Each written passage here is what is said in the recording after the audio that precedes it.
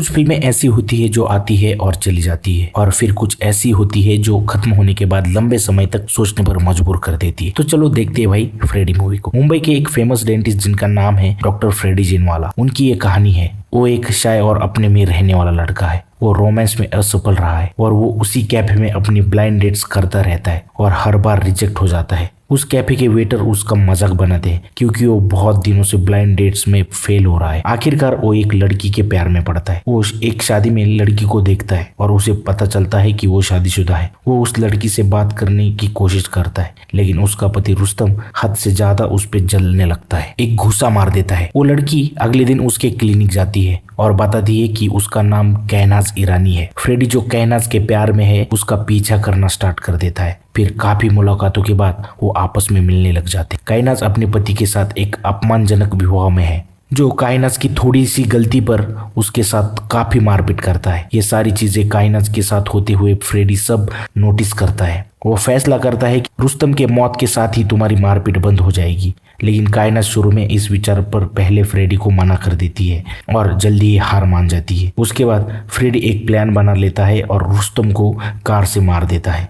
उसके बाद करजत के अपने फार्म हाउस में एक हफ्ते के लिए चला जाता है। जब फ्रेडी लौट के वापस आता है तो कायनाज को एक दूसरे आदमी के बाहों में दिखती है और उसे पता चलता है कि उसका इस्तेमाल सिर्फ कायनाज ने अपने पति रुस्तम को रास्ते से हटाने के लिए किया है। जब फ्रेडी मरीन ड्राइव पर परसिस आंटी के साथ सैर पर जाता है तो वो बताता है कि अब उसे दर्द से डर नहीं लगता। इस कहानी में सभी दर्शकों को ये बताने के लिए रेडी है कि फ्रेडी का शर्मिला और डरा हुआ व्यक्ति अब चला गया है। अगर उसके साथ कोई गलत करता है तो वो भी उसके साथ गलत करेगा।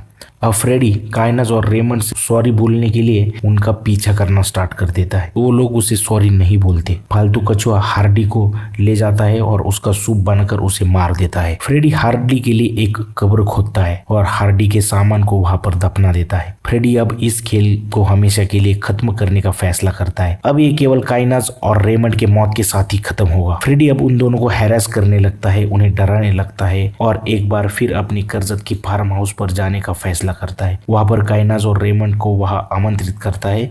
वो वहां पर पहुंच जाते हैं तो फ्रेडी अपनी खाली बंदूक निकालकर टेबल पर रख देता है। तो कायनाज वो गन उठा लेती है और उस पर फायर करती है, पर गन खाली होती है। फिर एक करंट वाले यंत्र द्वारा कायनाज और रेमंड को वो बेहोश कर देता है। जब वो होश में आते हैं तो खुद को मरीज की तरह बंधे हुए पाते हैं। फिर फ्रेडी डॉक्टर के कपड़े पहने हुए रूम में आता है और अपने डेंटिस्ट के उपकरण भी साथ लाता है। उस उपकरण का यूज रेमंड और कहनाज को दर्द देने के लिए करता है। उनको शारीरिक दर्द देने के लिए उनके सारे दांत निकाल देता है और उन्हें भयानक दर्द में छोड़ देता है। वो पहले रेमंड को मार देता है और उसे अपनी फार्म हाउस के पीछे दफना देता है। इसके बाद वो कायनाज की तरफ मुड़ता है, उसके भी दांत निकाल देता है और अभी भी वो जीवित है लेकिन बहुत कष्ट में है। उसे उठा के रेमंड की कब्र के पास उसे जिंदा दफना देता है। फिर उन दोनों के बीच में लेट जाता है। तो वो एक डॉक्टर था, शांत स्वभाव का व्यक्ति था, पर वो इस हद तक कैसे गया तो चलिए जानते हैं।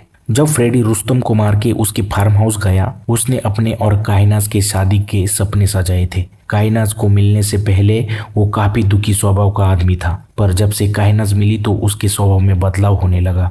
पहले उसका कोई सम्मान नहीं करता था, अब सभी उसका सम्मान करेंगे ऐसा उसे लगता था। फिल्म एक क्लिफ हैंगर पर खत्म है, जहाँ पर हम देखते हैं कि पुलिस को पता चलता है कि रेमंड और कायनाज एक सूटकेस के साथ शहर छोड़ चुके हैं। पुलिस को लग रहा है कि ये दोनों भाग गए, लेकिन वो सच्चाई से कोसों दूर है। कानून की नजर में फ्रेडी रुस्तम के मर्डर में शामिल नहीं है। जब कायनाज और रेमंड भाग चुके हैं तो सारा शक उन दोनों पर है। फ्रेडी मुंबई के एक इलाके का सम्मानित डॉक्टर है और पुलिस को उस पर जरा सा भी शक नहीं है। फ्रेडी बहुत होशियार है। वो लोगों को ऐसा दिखाता है कि वो ठंडे खून वाला इंसान है, मासूम है। फ्रेडी का पालतू हार्डी उसका सबसे करीबी दोस्त था। उसे मारने से उसकी सारी इंसानियत मर गई। फ्रेडी के लिए ये सब नया नहीं है, क्योंकि उसने अपने माता पिता की हत्या देखी है। ये घटना ने उस पर काफी दर्दनाक छाप छोड़ी थी। अब वो काफी असुरक्षित था, जिसे अक्सर धमकाया जाता है। फ्रेडी के साथ दर्शकों को दिखाया गया है कि कैसे प्यार एक जुनून में बदल सकता है और कितना बदसूरत जुनून हो सकता है। फ्रेडी जो कायनाज से प्यार करता है, इस वादे पर अपने पति की हत्या करने की हद तक जाती है कि वो लास्ट में उससे शादी करेगी। कायनाज अपने लालच के लिए अपनी भावनाओं का इस्तेमाल करती है, जो शक्ति और प्रसिद्धि से ग्रस्त है, आसानी से एक कमजोर आदमी को